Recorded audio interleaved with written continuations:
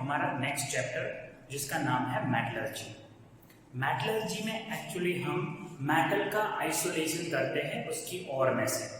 तो यहाँ पे कुछ टर्म्स हैं जो पहले समझना जरूरी है, तो आपको मेटलर्जी समझ में आएगा। जिसमें पहला है मेटल।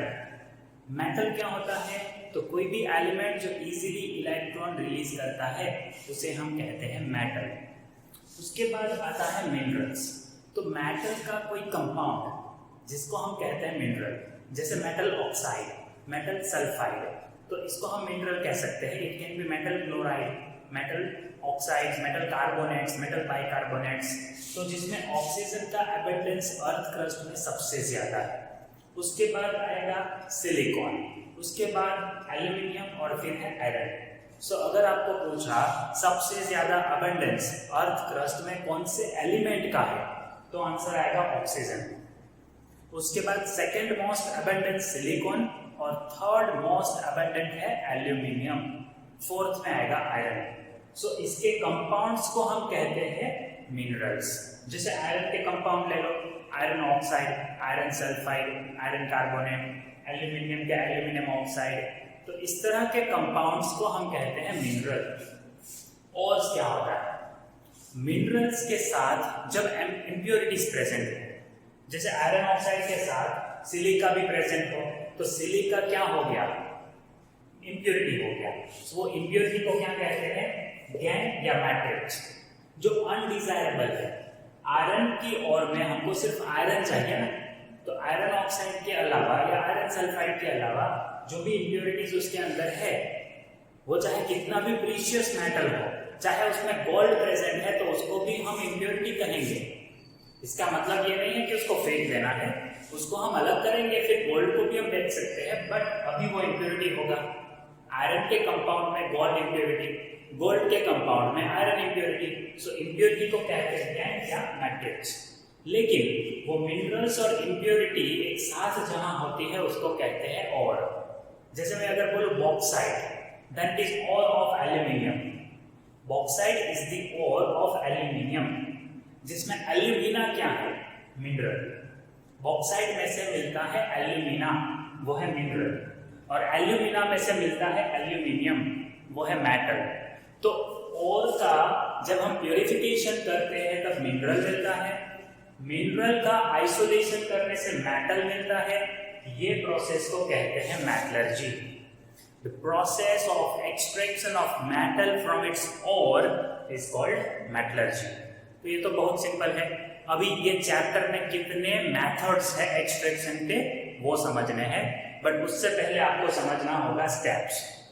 क्या स्टेप्स है जो हमें फॉलो करने हैं? तो सबसे पहला स्टेप है कंसंट्रेशन। जो भी और हमको मिलता है वो और का हमें करना है कंसंट्रेशन, मतलब उसमें से ज्यादा इम्प्योरिटी को इजी मेथड से अलग करना है, उसको कहते हैं कंसंट्रेशन, जो हम डिटेल में देखेंगे। उसके बाद है conversion of ore into oxide. तो जो भी ओर हमने कंसंट्रेट किया है वो कंसंट्रेटेड ओर को उसके ऑक्साइड में कन्वर्ट करना है। ऑक्साइड में कन्वर्ट हो जाए उसके बाद उसका रिडक्शन करना है, ऑक्साइड का रिडक्शन, उसके लिए भी मेथड्स है वो हम देखेंगे। जब रिडक्शन हो जाता है तो लास्ट में हमारे पास क्या बचेगा? मेटल। लेकिन वो मेटल के साथ जो बाइंडेड इम्प्योरिटीज होंगी, वो इम्प्योरिटी को अलग करने के मेथड को कहते हैं रिफाइनिंग ऑफ मेटल।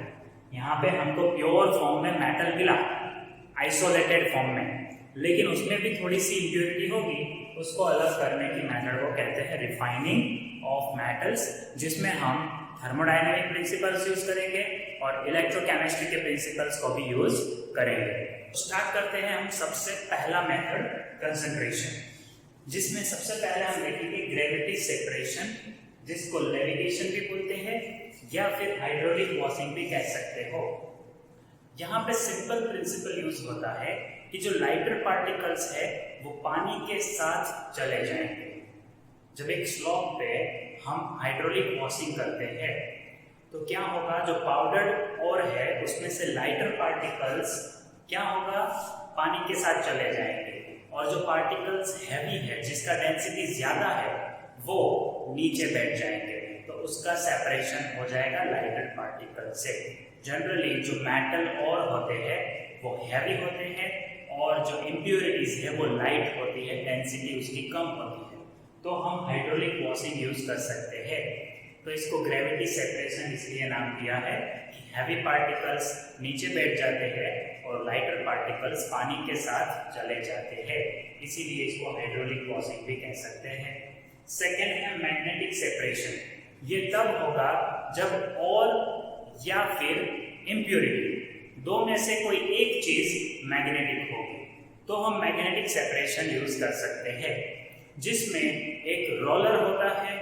जो रोलर है उस पर एक बेल्ट रखा है हमने, तो बेल्ट कंटिन्यूअसली मूव होगा और ऊपर से हम पाउडर और नीचे रखेंगे, तो जब वो पाउडर और बेल्ट के साथ आगे जाएगा तो उसके ऊपर जो और है उसमें इम्प्योरिटी भी है, दोनों में से कोई एक मैग्नेटिक है, तो वो जो पहला रोलर है वो मैग्नेटिक होगा। सो मैग्नेटिक रोलर के साथ वो चिपक के रहेगा, तो उसका सेपरेशन नॉन मैग्नेटिक सब्सटेंस से हो जाएगा। तो अगर हमारा मैग्नेटिक और है जिसमें मेटल मैग्नेटिक है, तो वो बेल्ट के नजदीक गिरेगा और जो नॉन मैग्नेटिक है वो दूर गिरेगा। ये बहुत ही सिंपल डायग्राम है, आपने टेक्स्ट बुक में देखा होगा। तो यहाँ से आपको याद सिर्फ इतना रखना है, मैग्नेटिक और का सेपरेशन यहाँ पे हो सकता है, जिसमें या तो और मतलब मेटल मैग्नेटिक होगा या तो इम्प्योरिटी मैग्नेटिक होगा। आयरन ओर्स में जनरली हम ये मेथड यूज करते हैं, जो सबसे सिंपल मेथड है। उसके बाद है फ्रोथ फ्लोटेशन मेथड। नाम से ही आपको पता चलता होगा कि यहाँ पे सॉल्यूशन के ऊपर फ्लोथ बनेगा, वो फ्रोथ का हम इजीली सेपरेशन कर सकते हैं। लेकिन ऐसा कब होगा? जब हमारे पास सल्फाइड और हो, तो ये सल्फाइड और ऑयल के साथ फ्रोथ बनाता है, मतलब सल्फाइड और के आसपास ऑयल का लेयर बनेगा, तो पानी से वो क्या हो गए कम डेंसिटी वाले, तो अब उसमें जब हम एयर पास करते हैं और सॉल्यूशन को स्टर करते हैं तो फ्रोथ बनेगा, वो फ्रोथ ऊपर आ जाएगा।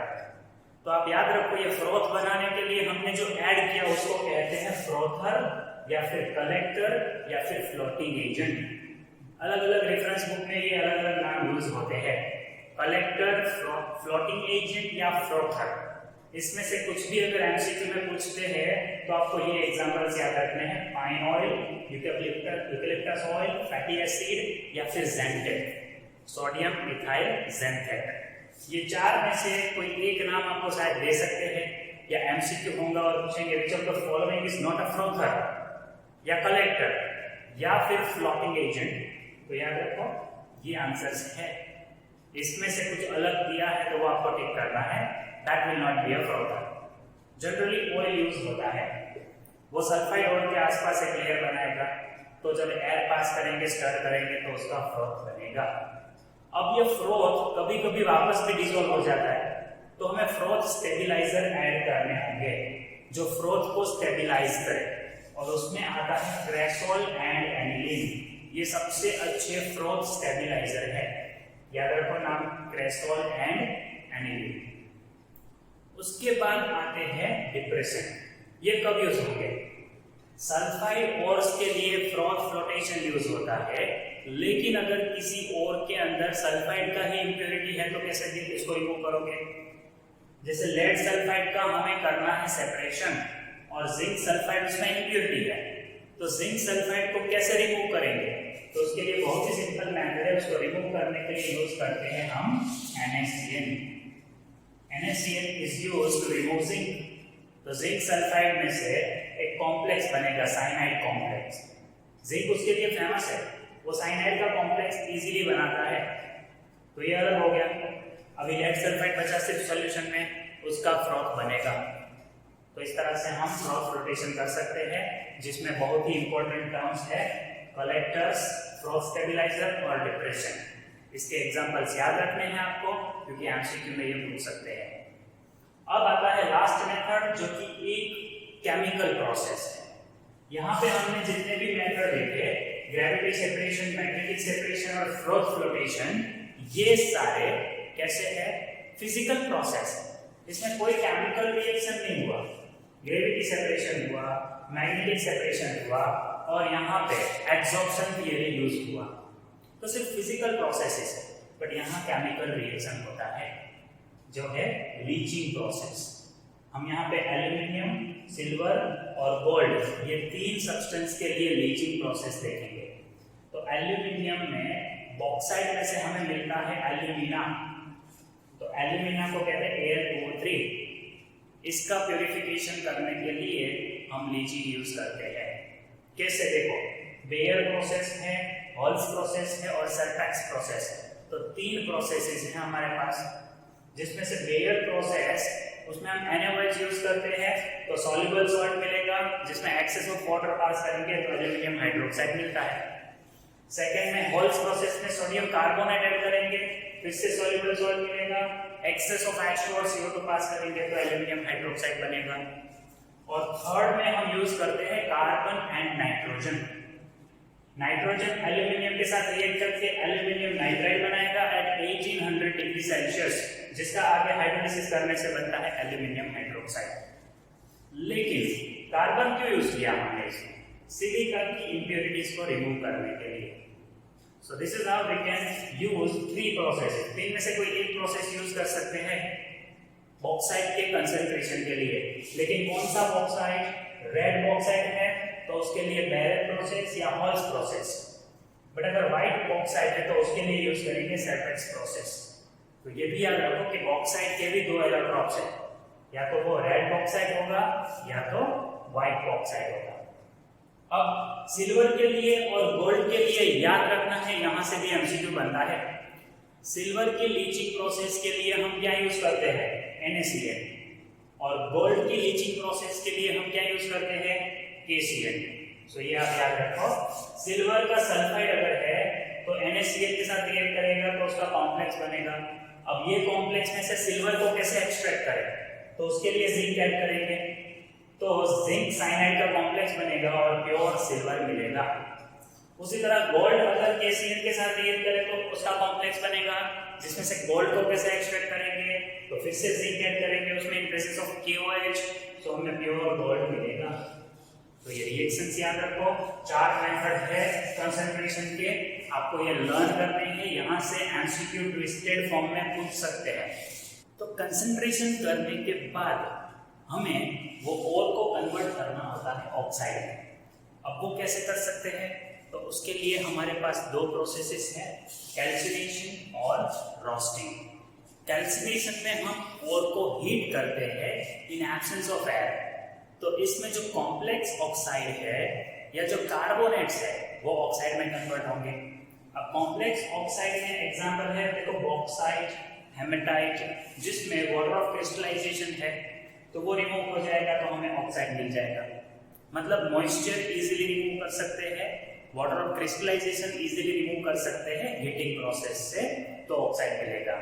लेकिन अगर कार्बोनेट और है, जैसे देखो लाइमस्टोन, सिलेराइट, कैलामाइन, सिलुसाइट, मैलेटाइट ग्रीन, जिसमें कार्बोनेट के साथ हाइड्रोक्साइड भी है, तो ऐसे ओर्स को हम अगर हीट करते हैं तो CO2 गैस रिलीज होगा और ऑक्साइड मिलेगा। कैल्शियम कार्बोनेट में से कैल्शियम ऑक्साइड, जिंक कार्बोनेट में से जिंक ऑक्साइड, लेड कार्बोनेट में से लेड ऑक्साइड, आयरन कार्बोनेट में से आयरन ऑक्साइड। तो इस तरह इजीली हमें ऑक्साइड्स मिलेंगे। और लास्ट जो मैलेटाइट ग्रीन है उसमें कॉपर कार्बोनेट में से कॉपर ऑक्साइड मिला, कॉपर हाइड्रोक्साइड में से भी कॉपर ऑक्साइड मिला और CO2 एंड H2O रिलीज हुआ। बैलेंस नहीं किया मैंने, यहाँ पे आप लिख सकते हो, दोनों तरफ से एक एक कॉपर आता है इसलिए। तो ये हुआ पहला प्रोसेस, कैल्सिनेशन। याद रखना इसमें हीटिंग करना है इन एब्सेंस ऑफ एयर, मतलब यहाँ पे एयर की जरूरत नहीं है, सिर्फ हमें डिकम्पोजिशन करना है। लेकिन अब नेक्स्ट प्रोसेस है रोस्टिंग। रोस्ट करने का मतलब होता है एयर की प्रेजेंस में हीटिंग करना। तो यहाँ पे हम हीटिंग करते हैं इन प्रेजेंस ऑफ एयर। क्यों? और में जो सल्फर प्रेजेंट है उसको रिमूव करने के लिए, मतलब रोस्टिंग यूज होता है सल्फाइड और के लिए। तो जो सल्फाइड है वो SO2 के फॉर्म में रिमूव हो गया जब उसको ऑक्सीजन की प्रेजेंस में हीट करते हैं और रिस्पेक्टिव ऑक्साइड मिला। जिंक सल्फाइड है तो जिंक ऑक्साइड, लेड सल्फाइड है तो लेड ऑक्साइड, नहीं दिया एग्जांपल। जिंक सल्फाइड में से देखो जिंक सल्फेट भी बन सकता है जो आगे वापस कन्वर्ट हो जाएगा जिंक ऑक्साइड और SO3 में ज्यादा हीटिंग करने से। और उसी तरह कॉपर सल्फाइड कॉपर सल्फेट में कन्वर्ट होगा ज्यादा हीटिंग करेंगे तो कॉपर ऑक्साइड और सल्फर डाइऑक्साइड मिलेगा। तो यहाँ पे दो स्टेप्स है, पहले सल्फेट मिलेगा और उसके बाद हीट करने से ऑक्साइड मिलेगा। तो इसको हम कहते हैं roasting, heating the ore in presence of air. कौन सी ओर्स को? सल्फाइड ओर्स को, सल्फर रिमूव करने के लिए, तो इसे कहते हैं रोस्टिंग। तो याद रखो, अगर हमें ओर को ऑक्साइड में कन्वर्ट करना है तो हमारे पास दो प्रोसेस है, कैल्सिनेशन और रोस्टिंग। अब जब ओर को हम ऑक्साइड में कन्वर्ट करते हैं तो उसका करना होगा रिडक्शन, जिससे हमें मिलेगा मेटल, जिसके लिए पहला मेथड है स्मेल्टिंग। स्मेल्टिंग में हम कार्बन यूज करते हैं। मेटल ऑक्साइड का रिएक्शन कार्बन के साथ करेंगे तो प्योर मेटल मिलेगा। तो ये प्योर मेटल जो मिलता है उसमें से हम आगे उसका आइसोलेशन करते हैं।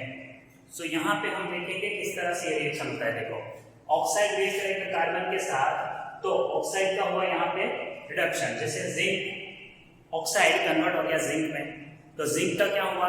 रिडक्शन, Zn+2 से Zn हो गया, और ऑक्सीजन रिएक्ट हुआ कार्बन के साथ तो कार्बन मोनोऑक्साइड प्रोड्यूस हुआ, जो गैस है इजीली रिमूव होगा।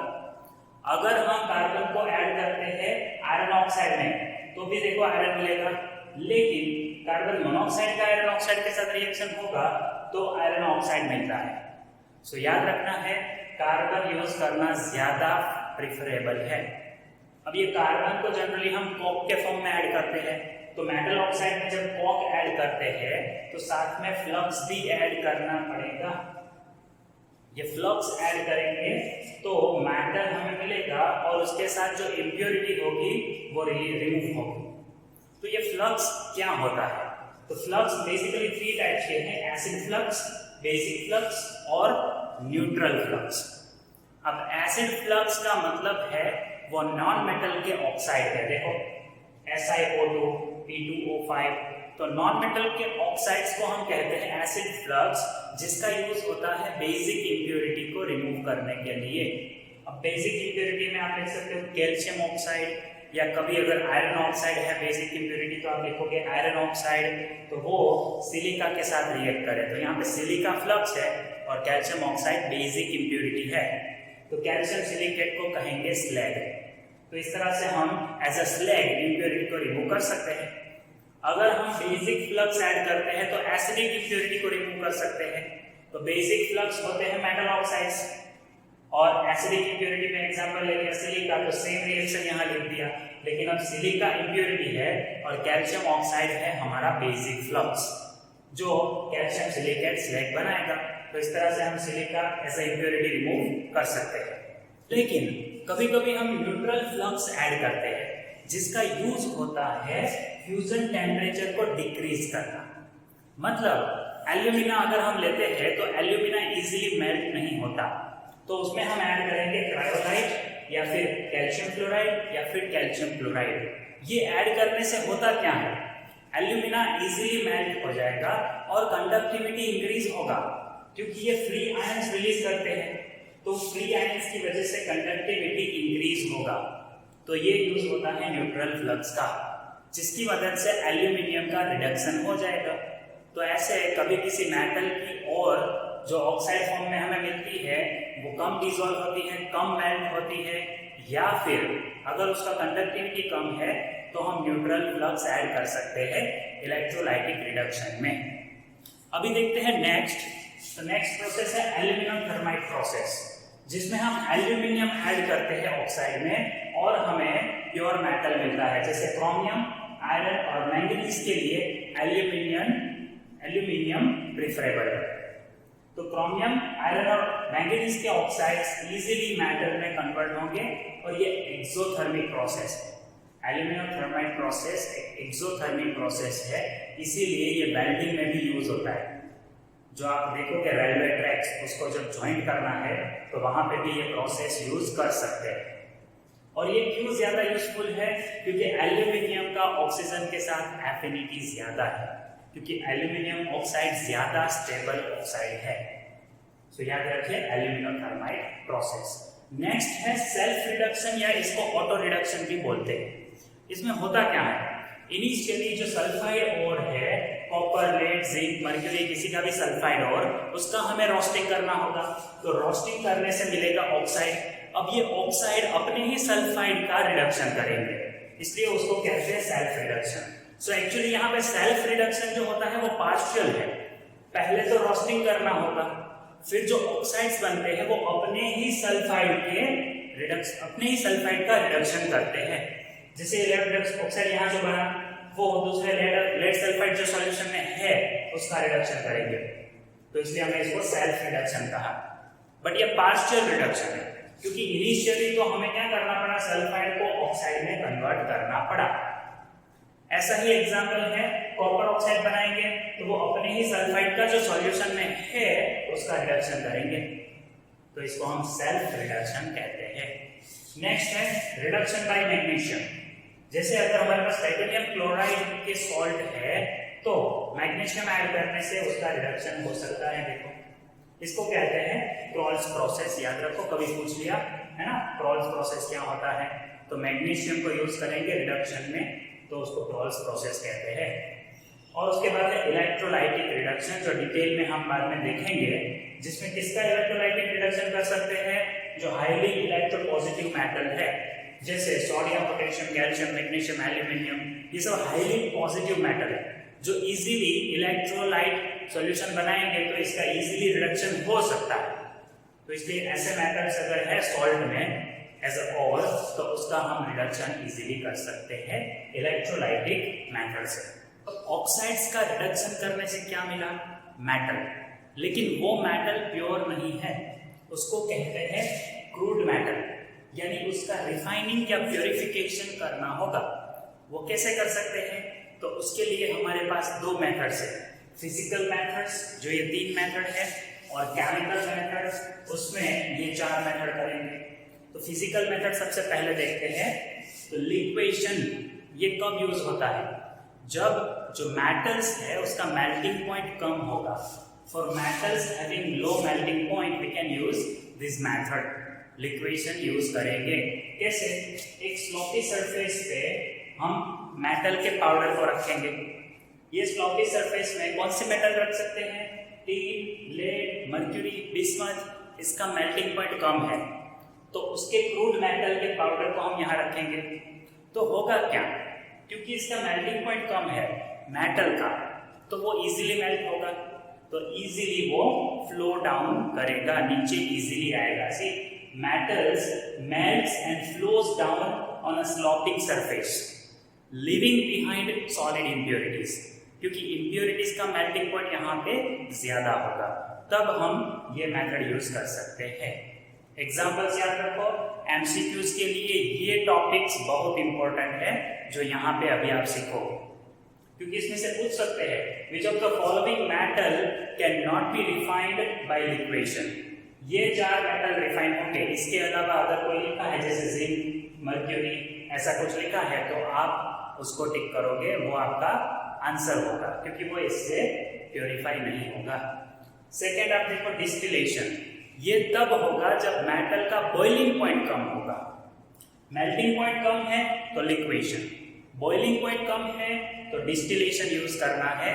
जिंक और मर्क्यूरी का बॉइलिंग पॉइंट कम है, तो जब हम इसके क्रूड मेटल को बॉईल करेंगे तो क्या होगा, ये इजीली वोलेटाइल हो जाएंगे, इंप्योरिटी सॉलिड फॉर्म में ही रहेगी, फिर हम इसको कंडेंस करके कलेक्ट कर सकते हैं। नेक्स्ट है क्यूपलेशन। अब क्यूपलेशन कब कर सकते हैं, सिल्वर की ओर को, सिल्वर के मेटल को रिफाइन करने के लिए, उसमें जो लेड की इंप्योरिटी होती है और के फॉर्म में है वो, देखो for metal containing impurities of other metal, तो ये मेटल में जैसे Ag में दूसरे मेटल लेड की इंप्योरिटी है, तो उसको हम वोलेटाइल ऑक्साइड में कन्वर्ट करेंगे। तो लेड को रिमूव करने के लिए हम लेड ऑक्साइड में कन्वर्ट करेंगे, जो सिल्वर में से रिमूव हो जाएगा। तो याद रखो कब यूज करते हैं क्यूपलेशन, सिल्वर मेटल को प्योरीफाई करने के लिए, उसमें से लेड की इंप्योरिटी रिमूव करने के लिए। अब केमिकल मेथड में पहला मेथड है पॉलिंग मेथड। इसमें पॉलिंग मेथड नाम इसलिए दिया क्योंकि हम यहाँ पे देखो वुड का पॉल यूज करेंगे, लेकिन ग्रीन होना चाहिए, ड्राई वुड यूज नहीं करना है। जो ग्रीन प्लांट होते हैं उसका वुड हम कट करके क्या करेंगे, लिक्विड फॉर्म में जो मेटल है उसमें ऐड करेंगे, कौन सी मेटल यहाँ पे हो सकती है? तो कॉपर की और हो सकती है जिसमें कॉपर ऑक्साइड होगा, या टीन मेटल जिसमें टीन ऑक्साइड होता है। तो उसको प्योरीफाई करने के लिए हम ये मेथड यूज करते हैं। फिर से देख लो, for metal containing impurities of its own oxide, मतलब कॉपर मेटल में कॉपर ऑक्साइड है इम्प्योरिटी, टीन मेटल में टीन ऑक्साइड है इम्प्योरिटी, तो उसको रिमूव करने के लिए हम क्या करेंगे? वो मेटल को लिक्विड फॉर्म में कन्वर्ट करेंगे, उसमें ऐड करेंगे ग्रीन वुड का पॉल, ग्रीन वुड का पॉल ऐड करेंगे, बहुत ज्यादा टेम्परेचर पे स्टर करेंगे, उसको हीट करके स्टर करेंगे, तो ये वुड प्रोड्यूस करेगा मीथेन। वो मीथेन ये कॉपर ऑक्साइड या टीन ऑक्साइड का रिडक्शन करेगा। ये मीथेन इतना स्ट्रॉन्ग रिड्यूसिंग एजेंट है कि किसी भी मेटल ऑक्साइड का रिडक्शन कर सकता है। सो याद रखिए, पॉलिंग प्रोसेस में हम सिंपली ग्रीन वुड का पॉल ऐड करते हैं। क्यों ऐड करते हैं? मेटल में उसका खुद का ऑक्साइड प्रेजेंट है, उसको रिड्यूस करने के लिए। नेक्स्ट, जोन रिफाइनिंग कब यूज करना है? तो सेमीकंडक्टर जैसे सिलिकॉन, जर्मेनियम या फिर गैलियम आर्सेनाइड या इंडियम एंटीमोनाइड, ये वाले सेमीकंडक्टर्स को अगर प्योर करना है तो हम जोन रिफाइनिंग यूज करेंगे, जिससे हाईली प्योर सेमीकंडक्टर बनेगा। तो उसके लिए हम क्या करेंगे? तो आपको प्रिंसिपल यूज, यहाँ पे प्रिंसिपल पता होना चाहिए कि जोन रिफाइनिंग में जो सेमीकंडक्टर में इंप्योरिटीज है, वो इंप्योरिटीज मोल्टन फॉर्म में ज्यादा सॉल्युबल होती है। Impurity tends to remain in molten zone. तो हम इसमें करते क्या है? सेमीकंडक्टर के एक रोड को हम रोलर पे रखते हैं, जो रोलर्स एक्चुअली मूविंग है। तो जैसे जैसे रोलर आगे मूव होगा, लिक्विड जोन आगे मूव होगा, तो पीछे रहेगा प्योर मेटल और इंप्योरिटी आगे चलती जाएगी। ऐसा हम बार बार करेंगे, तो 2-3 बार 4 बार ऐसा करने से क्या होगा? जितना भी इंप्योरिटी है वो लिक्विड फॉर्म में आगे चला जाएगा, पीछे रहेगा मेटल। तो याद रखो, जोन रिफाइनिंग कैसे यूज होता है? तो जोन रिफाइनिंग में हीटर रोलर के फॉर्म में होते हैं जो मूव होते हैं, तो इंप्योरिटीज इजीली मोल्टन जोन में चली जाएगी, पीछे रहेगा प्योर सेमीकंडक्टर। तो अगर पूछा कि ये किसके लिए यूज होता है, तो याद रखो सेमीकंडक्टर के लिए हम ये यूज करते हैं। फिर है वेपर फेज रिफाइनिंग, जिसमें 2 मेथड है, वैन आर्कल मेथड और Mond's process. Van Arkel method titanium और जिरकोनियम को प्योरीफाई करने के लिए यूज होता है, जिसमें हम करते क्या है? वेपर फेज रिफाइनिंग है, मतलब पहले एक वोलेटाइल सब्सटेंस बनाएंगे जो वेपर फेज में होगा, उसको फिर से अगर डिकम्पोज करेंगे तो प्योर मेटल मिलेगा। कैसे? देखो, अगर टाइटेनियम या जिरकोनियम का मेटल है जिसमें इंप्योरिटी है, तो इंप्योरिटी वोलेटाइल फॉर्म में कन्वर्ट नहीं होगी, सिर्फ ये मेटल कन्वर्ट होगा जब आयोडीन के साथ रिएक्शन होता है। तो ये मेटल आयोडीन के साथ बनाएगा कॉम्प्लेक्स, वो मेटल आयोडाइड टाइटेनियम आयोडाइड हो सकता है या जिरकोनियम आयोडाइड हो सकता है जो वोलेटाइल है, तो इजीली इंप्योरिटी से अलग हो गया। फिर उसका डिकम्पोजिशन करेंगे तो प्योर मेटल मिलेगा, आयोडीन अलग हो जाएगा।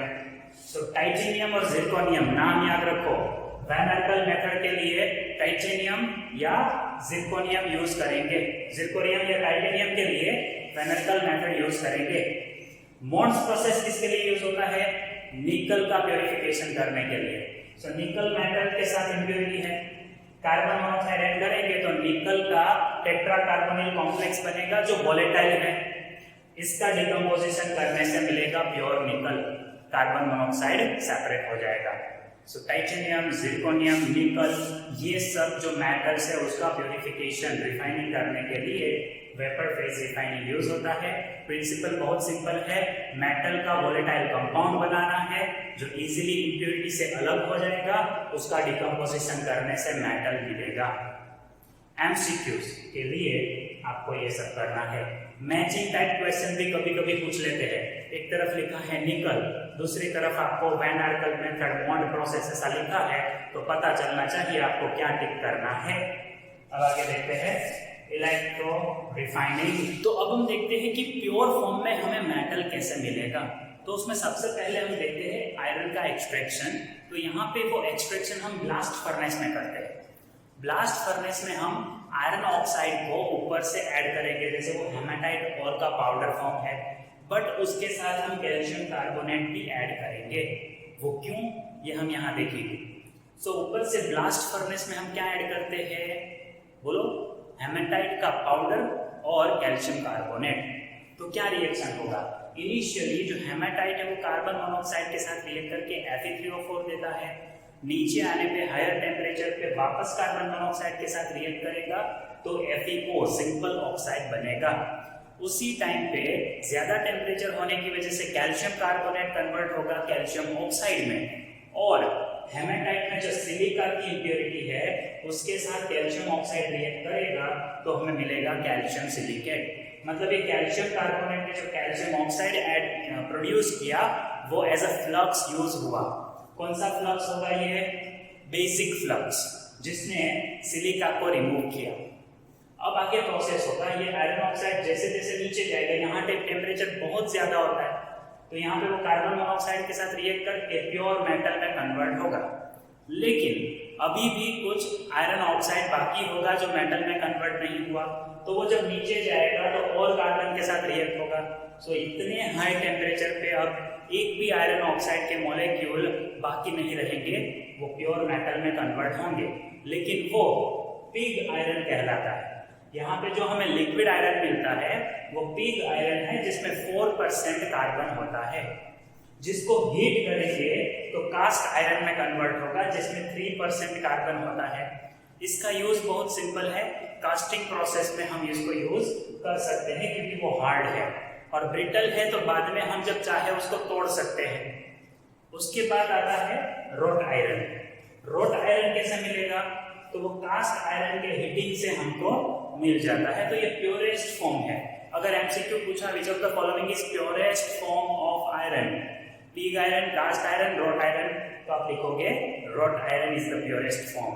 और वो कहाँ यूज होता है, तो in manufacturing of chain, nail hook, bolt, electromagnets and agricultural tools, इसकी प्रिपरेशन के लिए ये यूज होता है क्योंकि बहुत ही प्योर आयरन है। इसके बाद हम देखते हैं कॉपर। तो कॉपर में हमें देखना है इलेक्ट्रो रिफाइनिंग, जिससे हमें प्योर कॉपर मिलेगा। लेकिन एक टॉपिक आपको समझना जरूरी है जो है मेस्मराइजेशन। जब हम कॉपर का एक्सट्रैक्शन करते हैं तब उसमें जो आयरन सल्फाइड की इंप्योरिटी है उसको रिमूव करना बहुत जरूरी है, क्योंकि रोस्टिंग प्रोसेस में जब तक आयरन सल्फाइड है तब तक उसी का रोस्टिंग प्रोसेस होगा, वही आयरन ऑक्साइड में कन्वर्ट होगा, और जब तक ये आयरन ऑक्साइड प्रेजेंट है तब तक हम उसका आगे प्यूरिफिकेशन नहीं कर सकते।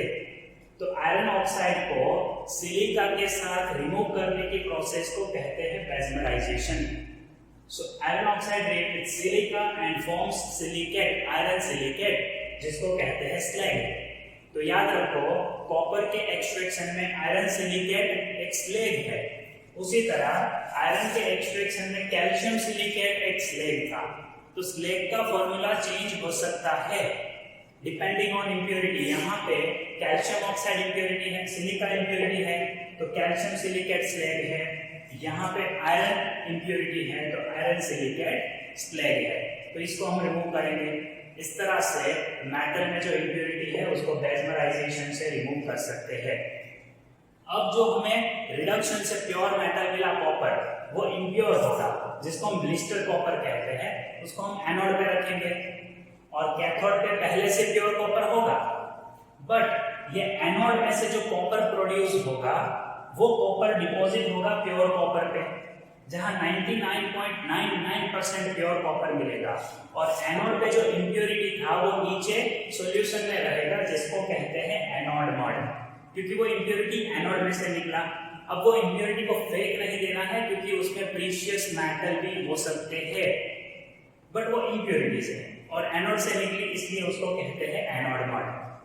अब देखते हैं इसके यूज कहाँ होंगे। तो कॉपर का सबसे बड़ा यूज है एलॉयज बनाने में। अदर यूजेस तो आपको पता होंगे, हम एज अ कंडक्टर वायर में यूज कर सकते हैं, लेकिन एलॉयज कौन कौन से बनते हैं देखो। कॉपर जिंक के साथ ब्रास बनाएगा, कॉपर टीन के साथ ब्रॉन्ज बनेगा, कॉपर जिंक और निकल साथ में होते हैं तो बनाएंगे जर्मन सिल्वर। फिर कॉपर और टीन का इसके अलावा दूसरा एक प्रोपोर्शन भी हो सकता है डिपेंडिंग ऑन परसेंटेज, तो उसको कहते हैं बेल मेटल, जो बेल में यूज होता है। आपने स्कूल में बेल देखा होगा, अगर टेंपल में बेल देखा है तो वही बेल मेटल इससे बनता है, कॉपर और टीन से। फिर गन मेटल, तो वो बनता है कॉपर, टीन और जिंक के मिक्सचर से। इसी का प्रोपोर्शन अगर चेंज करेंगे तो कॉपर कॉइन भी बना सकते हैं, तो ये कॉपर के यूजेस भी याद रखो। अब है एल्यूमिनियम, जिसका इलेक्ट्रो रिफाइनिंग बहुत इंपॉर्टेंट है। यहाँ पे हम एल्यूमिनियम ऑक्साइड यानी एल्यूमिना को मोल्टन फॉर्म में कन्वर्ट नहीं कर सकते, उसको हम मेल्ट नहीं कर सकते, तो हम क्या करते हैं, उसमें ऐड करते हैं क्रायोलाइट और फ्लोरस्पार। क्रायोलाइट का फॉर्मूला और फ्लोरस्पार का फॉर्मूला याद रखो। ये दोनों ऐड करने से होगा क्या, तो पहला तो एल्यूमिना का मेल्टिंग पॉइंट डिक्रीज होगा, दूसरा इलेक्ट्रोलाइट का विस्कोसिटी कम होगा क्योंकि कैल्शियम फ्लोराइड ऐड किया है, और तीसरा कंडक्टिविटी इंक्रीज होगी क्योंकि ये रिलीज करते हैं आयंस। तो ये 3 यूजेस है जिसलिए हम ये यूज करते हैं, जिसको आपने पता है न्यूट्रल फ्लक्स बोला था मैंने, तो ये न्यूट्रल फ्लक्स हम यहाँ पे ऐड करते हैं, जिससे कंडक्टिविटी इंक्रीज होता है, मेल्टिंग पॉइंट डिक्रीज होता है और विस्कोसिटी डिक्रीज होता है। सो होगा क्या, एज अ एनोड ऑक्सीजन वहां प्रोड्यूस होगा, एज अ एनोड हम कार्बन यूज करते हैं, तो कार्बन पे जब ऑक्सीजन प्रोड्यूस होगा तो कार्बन तो यूज हो जाएगा। अगर मान लो 1 टन एल्यूमिनियम प्रोड्यूस करते हैं तो हाफ टन कार्बन यूज हो जाता है, तो उसको रिप्लेस करना पड़ेगा। और दूसरा है कैथोड, तो कैथोड हमें मिलेगा एल्यूमिनियम इन मोल्टन फॉर्म, जिसको कहते हैं हुक्स प्रोसेस। इसको मिला के हम बोलते हैं होल-हेरोल्ड्स प्रोसेस, बट ये लिक्विड फॉर्म में जो एल्यूमिनियम मिलता है उसको हुक्स प्रोसेस भी बोलते हैं, ये भी याद रखो नाम। तो 99.98% प्योर एल्यूमिनियम कैथोड पे ही मिल जाता है, जिसको हम इजीली रिमूव कर सकते हैं क्योंकि वो मोल्टन फॉर्म में है। सो ये चैप्टर बहुत ही इंपॉर्टेंट है। जनरली स्टूडेंट्स ये चैप्टर प्रिपेयर नहीं करते हैं, रीजन बोले वेटेज ज्यादा नहीं है, तो आप बड़े बड़े वेटेज वाले चैप्टर करने बैठोगे और इतना सिंपल चैप्टर नहीं करोगे तो कैसे चलेगा। यहां से एक एमसीक्यू मान लो पूछ लिया और आप नहीं करके आते तो कितना बड़ा लॉस होगा।